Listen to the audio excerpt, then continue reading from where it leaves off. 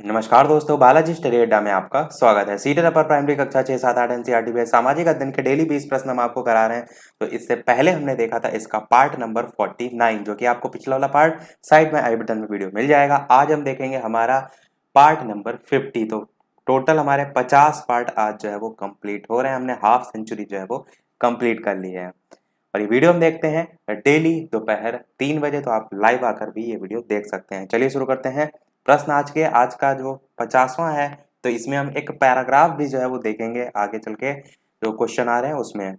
चलिए शुरू करते हैं प्रश्न। सबसे पहले बात करते हैं पिछले वाले वीडियो में जो मैंने प्रश्न पूछा था उसके सही उत्तर की। तो पिछले वाले वीडियो में मैंने प्रश्न पूछा था कि महाभाष्य के लेखक जो हैं वो कौन हैं? पतंजलि हैं, वसुमित्र हैं, वज्रमित्र हैं या देवभूति हैं? ये चार ऑप्शन दिए थे मैंने आपको और आपको बताना था इन चारों में से कौन सा सही होगा।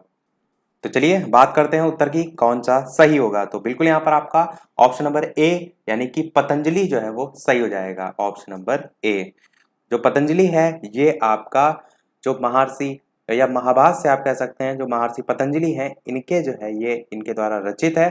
और जो पतंजलि है इसने पाणिनि के जो अष्टाध्यायी है उसके कुछ चुने हुए जो सूत्र थे उन पर भाष्य लिखा था, जिसे व्याकरण महाभाष्य का नाम जो है वो दिया गया। तो आपने समझा कहाँ से महाभाष्य आया है। इसके अलावा जो महाभाष्य है वैसे देखा जाए तो व्याकरण का ही ग्रंथ माना जाता है, किंतु इसमें कहीं कहीं राजाओं या महाराजाओं के जो जनतंत्र थे उनके घटना चक्र का भी वर्णन इसमें देखने को मिलता है। इसके अलावा प्रश्न एक ये भी पूछा जा सकता है कि महर्षि पतंजलि द्वारा जो कृत महाभाष्य है ये कितने अध्यायों में विभक्त व्याकरण महाभाष्य है? तो आपका टोटल 84 जो है वो सही हो जाएगा। चलिए शुरू करते हैं अब अपने इस वीडियो के प्रश्न। तो सबसे पहला प्रश्न है आपका कि जिस अक्षांश पर वार्षिक तापांतर न्यूनतम होता है वह आपको बताना है इन चारों में से कौन सा सही होगा। भूमध्य रेखा, कर्क रेखा, मकर रेखा या उत्तरी ध्रुव वृत्त। चार ऑप्शन है, आपको छांटना है कि इन चारों में से कौन सा सही होगा। तो चलिए बात करते हैं उत्तर की, कौन सा सही होगा। तो यहाँ पर आपका ऑप्शन नंबर ए भूमध्य रेखा जो है वो सही हो जाएगा। भूमध्य रेखा को ही हम क्या कहते हैं? तो विषुवत रेखा भी इसी को जो है हम कहते हैं। तो भूमध्य रेखा या कह सकते हैं विषुवत रेखा या कह सकते हैं 0 डिग्री अक्षांश। तो अलग अलग तरीके से आप कह सकते हैं, तीनों का मतलब एक ही है। तो जिस अक्षांश पर वार्षिक तापांतर न्यूनतम होता है वो आपका भूमध्य रेखा या विषुवत रेखा या 0 डिग्री अक्षांश जो है वो सही हो जाएगा। चलिए देखते हैं अपना अगला प्रश्न। दूसरा प्रश्न कह रहा है कि आम लोगों की बुद्धि में और सभी लोगों की समानता विश्वास है। चार ऑप्शन है, संभ्रांतवाद, ग्राम्यवाद, बहुलवाद या प्रत्यक्ष लोकतंत्र। तो आपको बताना है, यहाँ पर देखिए एक छोटा सा डैश लगा हुआ है, यहाँ पर जो है वो क्या होगा। चलिए बात करते हैं उत्तर की। आपका ऑप्शन नंबर ए बिल्कुल सही होगा, संभ्रांतवाद ये आपका सही होगा। होता क्या है संभ्रांतवाद? तो इसकी बात करें तो ये शब्द जो है आपका लोगों के जो चयनित समूह होते हैं उसके रूप में परिभाषित किया जा सकता है, जिसमें व्यक्तिगत क्षमता, बुद्धि, धन, विशेष प्रशिक्षण, अनुभव या कह सकते हैं दूसरी अन्य प्रकार की विशिष्टताएं जो है वो होती हैं। देखते हैं अपना अगला तीसरा प्रश्न। एस्किमो निवासी हैं कनाडा, मंगोलिया, मलाया या श्रीलंका। चार ऑप्शन है, आपको बताना है कि एस्किमो कहाँ के निवासी जो है वो थे। तो चलिए बात करते हैं उत्तर की, कौन सा सही होगा। तो आपका ऑप्शन नंबर ए कनाडा जो है वो सही हो जाएगा। यदि कनाडा आपको ऑप्शन में ना देखने को मिलता, ग्रीनलैंड ऑप्शन देखने को मिलता, तो आपका वो भी सही होता, क्योंकि दोनों ही जगह आपकी जो एस्किमो निवासी हैं उनमें आती है। तो आप कह सकते हैं कनाडा व ग्रीनलैंड जो है इसके टुंड्रा प्रदेश, टुंड्रा प्रदेश जो है इसमें निवास करने वाली प्रमुख जनजाति के रूप में जो है आपके एस्किमो जो है वो आती है। और यहाँ पर जो एस्किमो वर्ड लिखा हुआ है इसका क्या मतलब होता है? तो एस्किमो जो है इसका मतलब होता है, या शाब्दिक अर्थ कह सकते हैं कि कच्चा मांस खाने वाला। तो ये जो है इसका अर्थ होता है। और ये जो जनजाति है ये आपकी किस प्रजाति से संबंधित थी? ये यदि प्रश्न पूछा जाए तो मंगोल प्रजाति से जो है ये संबंधित थी। चलिए देखते हैं अपना अगला प्रश्न चौथा। दुनिया का सबसे बड़ा वृत्त खींचा जा सकता है? दक्षिणी ध्रुव, उत्तरी ध्रुव, भूमध्य रेखा या मेरिडियन? चार ऑप्शन है, बताना है आपको इन चारों में से कौन सा सही होगा। चलिए बात करते हैं उत्तर की, कौन सा सही होगा। तो आपका ऑप्शन नंबर सी यानी कि भूमध्य रेखा सही हो जाएगा। तो भूमध्य रेखा कह सकते हैं, या आप इसी को जो मैंने बताया कि 0 डिग्री अक्षांश, तो सबसे बड़ा जो वृत्त है वो 0 डिग्री पर जो है वो खींचा जा सकता है, जो केवल आपका जो भूमध्य रेखा इसी पर जो है वो होगा। अगला प्रश्न देखते हैं पांचवा, कि माउंट एटना है एक पर्वत है, एक पर्वत शिखर है, एक ज्वालामुखी है या एक पठार है? चार ऑप्शन है, बताना है आपको इन चारों में से कौन सा सही होगा। चलिए बात करते हैं उत्तर की, कौन सा सही होगा। तो आपका ऑप्शन नंबर सी यानी कि एक ज्वालामुखी जो है वो सही हो जाएगा। तो माउंट एटना क्या है, आपका एक ज्वालामुखी है। अब थोड़ा सा इसके बारे में बात करें तो कहाँ पर स्थित है, तो इटली जो है उस देश के एक द्वीप है जिसका नाम है सिसिली द्वीप। तो बस ये ध्यान रखिएगा क्योंकि प्रश्न इस सिसिली द्वीप से काफी बार पूछा जाता है। तो सिसिली द्वीप जो है इस पर ही आपका जो माउंट एटना ज्वालामुखी है ये जो है वो स्थित है। एक प्रश्न आपसे ये भी पूछा सकता है इसकी ऊंचाई को लेकर। तो इसकी हाइट की बात करें कितनी है, तो 3350 मीटर जो है इसकी ऊंचाई है। इतनी चीजें काफी होंगी। चलिए देखते हैं अपना अगला प्रश्न छठा, कि तंजावुर के राजराजेश्वर मंदिर का निर्माण जो है वो किसने किया था? यशोवर्मन ने, धंगदेव ने, राज राजदेव ने या देव वर्मन ने? चार ऑप्शन है, आपको छांटना है इन चारों में से कौन सा सही होगा। तो चलिए बात करते हैं उत्तर की, इन चारों में से कौन सा सही होगा। तो बिल्कुल आपका ऑप्शन नंबर सी राज राज देव जो है वो सही हो जाएगा। इनका पूरा नाम भी कहीं कहीं राज राज देव चोल प्रथम करके लिखा रहता है। तो हो सकता हो आपको ऑप्शन में अलग तरीके से देखने को मिले, तो ये भी ध्यान में रखिएगा। अब बात करते हैं जो आपका ये मंदिर है वो स्थित कहाँ है। तो ये आपका मंदिर तमिलनाडु में जो है वो स्थित है। तमिलनाडु के अंतर्गत आपका जो यहाँ पर देखिए तंजावुर लिखा हुआ है, तो ये इसके अंतर्गत जो है वो आता है। तो आप कह सकते हैं कि बृहदेश्वर मंदिर या राजेश्वरम जो मंदिर है वो तमिलनाडु के तंजौर में स्थित आपका एक हिंदू मंदिर है। निर्माण वर्ष की बात करें तो आप 11वीं सदी कह सकते हैं, या यदि आप सन याद रखना चाहें तो 1010 कह सकते हैं। तो 1010 लगभग जो है इसका जो सन है वो स्टार्टिंग का जब से बनना स्टार्ट हुआ था ये जो है वो माना जाता है। इसकी विशेषता के संबंध में बात करें तो ये मंदिर पूरी तरीके से ग्रेनाइट से जो है वो निर्मित है। और उसके साथ साथ यदि इसकी ऊंचाई की बात करें तो इसकी ऊंचाई जो है वो 66 मीटर यानी कि 66 मीटर जो है वो है। एक प्रश्न यहाँ से ये भी पूछा जाता है वास्तुशैली के संबंध में। वास्तुशैली के संबंध में ये प्रश्न पूछा जाएगा कि यहाँ पर यानी कि जो मंदिर है इसमें कौन सी वास्तुशैली देखने को मिलती है। तो द्रविड़ वास्तुकला देखने को जो है वो मिलती है। द्रविड़ वास्तुकला जो है यहाँ पर देखने को मिलती है। तो इतनी चीजें काफी होंगी, कहीं से भी प्रश्न आएगा आप इजी तरीके से कर लेंगे। इसके अलावा वीडियो पसंद आ रहा हो तो वीडियो को लाइक भी अवश्य कर दीजिएगा ताकि इसी प्रकार अच्छे अच्छे प्रश्न मैं आपको प्रैक्टिस कराता रहूं। चलिए देखते हैं अपना अगला प्रश्न सातवां। अगला प्रश्न सात कह रहा है कि सौर मंडल का सर्वाधिक गर्म ग्रह इनमें से कौन सा है? बुध, शुक्र, पृथ्वी, मंगल? चार ऑप्शन है, आपको बताना है इन चारों में से कौन सा सही होगा। चलिए बात करते हैं उत्तर की, कौन सा सही होगा। तो आपका ऑप्शन नंबर बी शुक्र ग्रह जो है वो सही हो जाएगा। इससे पहले के जो पार्ट मैंने कराए थे उसमें आपको एक मैंने ट्रिक बताई थी, आपको यदि याद होगी, कि हम हैं नीले पति हैं पीले शुक्र बहन चमकीली है। तो सबसे चमकीला ग्रह इसे कहा जाता है, शुक्र बहन चमकीली है। तो उसके ही आधार पर आप कह सकते हैं चमकीला इसलिए कहा जाता है क्योंकि ये सबसे गर्म ग्रह है। आपने ट्रिक उसे याद किया होगा, आप इसी तरीके से कर लेंगे। देखते हैं अपना अगला प्रश्न आठवां। बड़े मिट्टी के बर्तन बनाने का उद्देश्य जो है वो क्या था? अनाज का भंडारण करना था, पानी का भंडारण करना था, जानवरों का भंडारण करना था या उपकरणों का भंडारण करना था? चार ऑप्शन है, आपको बताना है इन चारों में से कौन सा सही होगा। प्राचीन समय को लेकर यहाँ पर पूछा गया है क्योंकि प्रश्न में मेंशन नहीं किया गया है परंतु ये अंडरस्टूड है।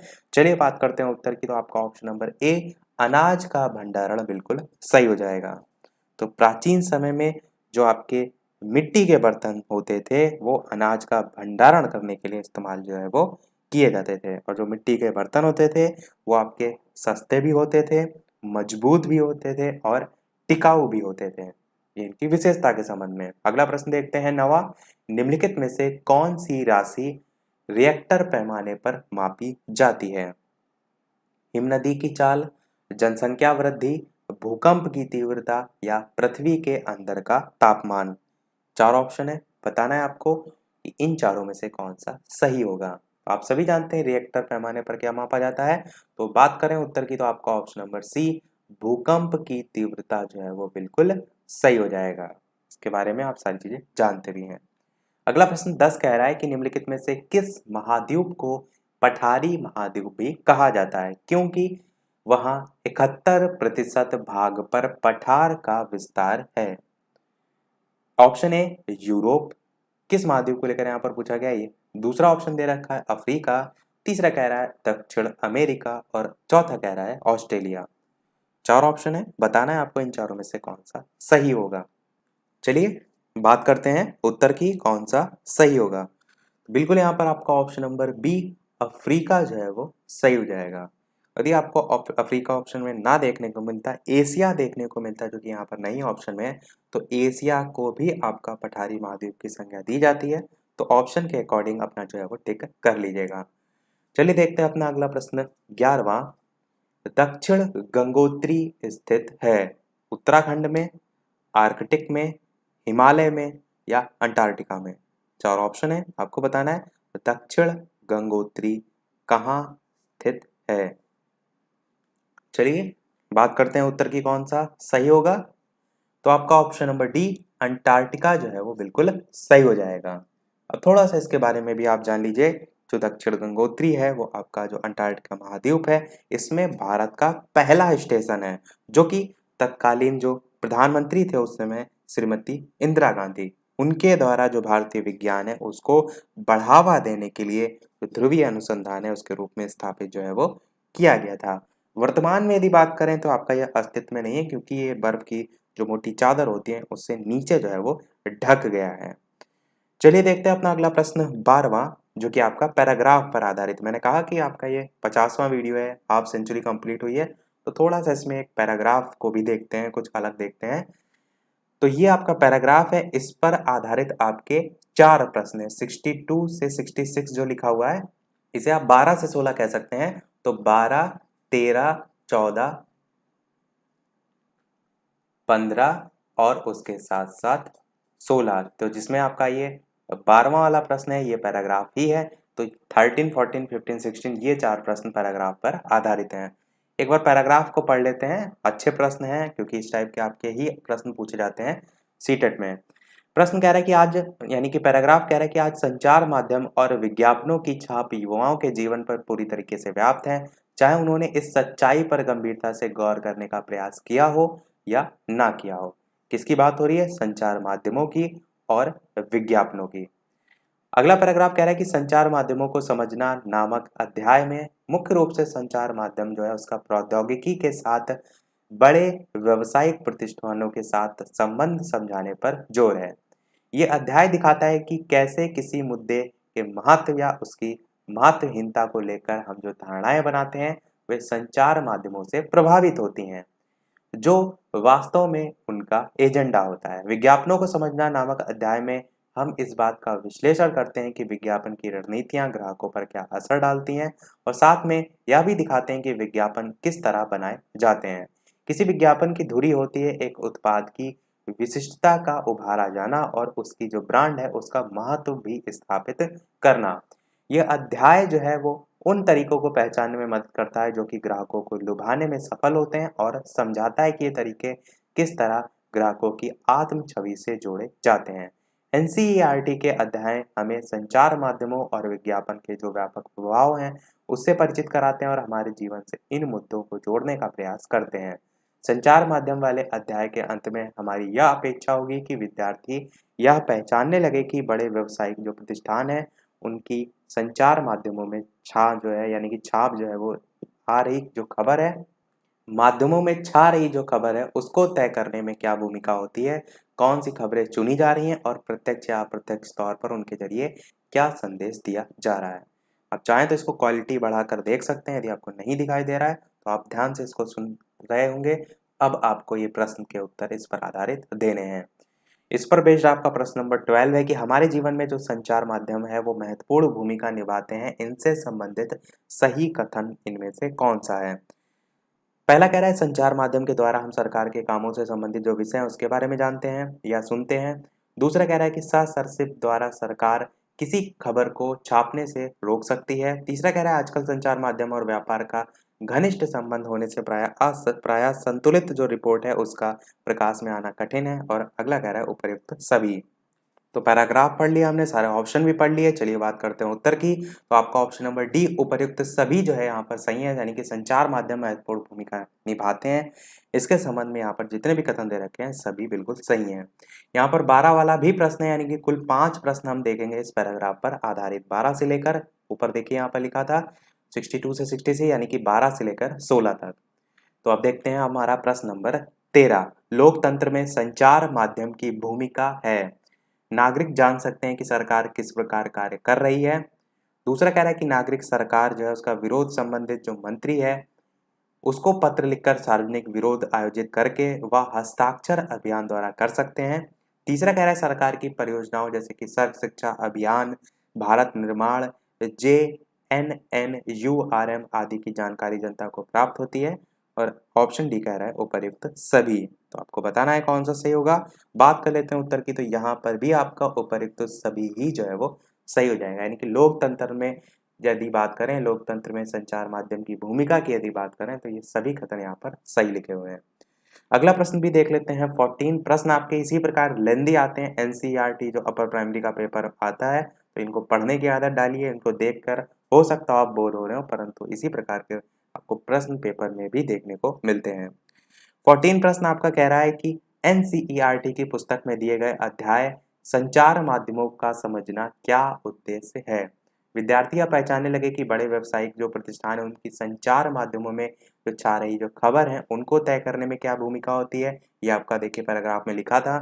दूसरा कह रहा है संचार जो माध्यम है और विज्ञापन है उनके प्रभाव से परिचित कराना, ये भी आपका था पैराग्राफ में। ये पहचानना कि प्रत्यक्ष या अप्रत्यक्ष रूप से खबरों द्वारा क्या संदेश दिया जा रहा है, ये भी आपका था, यानी ऑप्शन डी यहाँ पर भी उपर्युक्त सभी जो है वो सही हो जाएगा। अगला प्रश्न देखते हैं 15 कि एनसीईआरटी की सामाजिक विज्ञान की पुस्तक में चित्रकथा पट देने का उद्देश्य क्या होता है। अवधारणाओं और प्रक्रियाओं को बेहतर ढंग से समझाना हो सकता है बिल्कुल। विद्यार्थियों की कॉमिक्स में रुचि बढ़ाना कुछ हद तक हो सकता है, परंतु इतना आप कह सकते हैं उचित नहीं है। विद्यार्थियों में कला की योग्यता बढ़ाना, कला की योग्यता चित्रकथा पट से नहीं आएगी। विद्यार्थियों को फिल्म निर्माण सिखाना, तो आपके ये सी और डी ऑप्शन तो बिल्कुल कट हो जाएंगे। आपको ए या बी में से बताना है कौन सा सही होगा। चलिए बात करते हैं उत्तर की। तो आपका ऑप्शन कौन सा सही होगा, ए वाला ज़्यादा सही होगा कि अवधारणाएं और जो प्रक्रियाएं हैं उसको और ज़्यादा बेहतर तरीके से जो छात्र है जो पढ़ रहा है पुस्तक को, सामाजिक विज्ञान की पुस्तक को पढ़ रहा है, उसको और बेहतर ढंग से समझ सके। इसीलिए उसमें चित्रकथा जो पट है, यानी कि फोटो, आप सिंपल सी भाषा में कह सकते हैं कि लिखा है साथ में साइड में फोटो भी रहती है।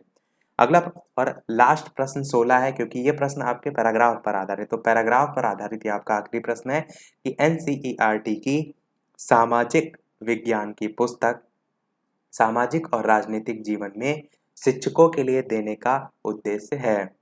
4 ऑप्शन है। विद्यार्थियों की तर्क करने, तुलना करने, अनुमान लगाने, यहाँ पर ने होगा, और उसके साथ साथ विश्लेषण करने की क्षमताओं को आंकने के लिए। दूसरा कह रहा है अगले अध्यायों में उठाई जा रही मुख्य अवधारणाओं से शिक्षकों को अवगत कराने के लिए। तीसरा कह रहा है विद्यार्थियों को चित्रों की सहायता से एक खास स्थिति को समझाने के लिए। और चौथा कह रहा है अध्याय के शब्दों को अच्छी तरह समझाना। आपको बताना है इन चारों में से कौन सा सही होगा। चलिए बात करते हैं उत्तर की कौन सा सही होगा। तो आपका सही हो जाएगा ऑप्शन नंबर बी, यानी कि अगले अध्यायों में उठाई जा रही जो मुख्य अवधारणाएं हैं उससे शिक्षकों को अवगत कराना। तो ये आपका मुख्य उद्देश्य जो है वो हो जाएगा। तो पैराग्राफ पर आधारित हमारे प्रश्न समाप्त हुए। चलिए देखते हैं अब हम अपना अगला प्रश्न 17 कह रहा है प्रश्न की निम्नलिखित कथनों में से कौन सा कथन सही है? राज्यसभा हर 5 साल के बाद भंग हो जाती है। ऑप्शन बी कह रहा है राज्यसभा हर 6 साल के बाद भंग हो जाती है। ऑप्शन सी कह रहा है राज्यसभा पूरी तरीके से कभी भंग नहीं होती है। ऑप्शन डी कह रहा है कि राज्यसभा लोकसभा के विघटन के साथ भंग हो जाती है। आपको बताना है इन चारों में से कौन सा सही होगा।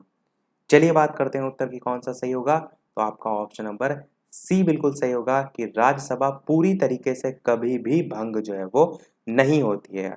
हर 2 साल के बाद 1/3 जो सदस्य हैं उनके लिए चुनाव जो है वो आयोजित किया जाता है, जो कि प्रत्येक सदस्य हेतु 6 वर्षीय सदस्यता सुनिश्चित जो है वो करता है। ये आपका ऑप्शन सी यहाँ पर सही हो जाएगा। अगला प्रश्न 18 कह रहा है कि राष्ट्रपति 5 वर्ष तक अपने पद पर रहता है। अपने निर्वाचन की तारीख से, संसद द्वारा निर्धारित तिथि से, अपने पद ग्रहण के दिन से या निर्वाचन आयोग द्वारा घोषित तिथि से। 4 ऑप्शन है, आपको बताना है इन चारों में से कौन सा जो है वो सही होगा। ऑप्शन ए, बी, सी या डी। चलिए बात करते हैं उत्तर की।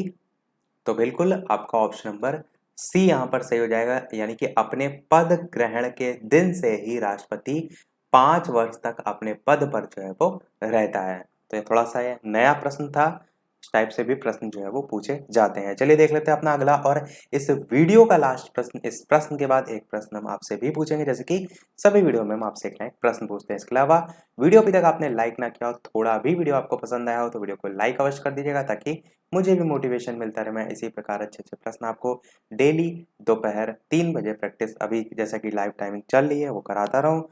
उसके साथ-साथ चैनल पर नए हो तो सब्सक्राइब भी अवश्य कीजिएगा, और टेलीग्राम चैनल से आप नहीं ऐड है तो डिस्क्रिप्शन में भी आपको लिंक मिल जाएगी, और सर्च करके भी आप टेलीग्राम पर बालाजी स्टडी अड्डा ऐड हो सकते हैं। प्रश्न देख लेते हैं कि आपका 19 निम्नलिखित में से किस देश की सरकार एक अधिनायकवादी सरकार के रूप में मौजूद है?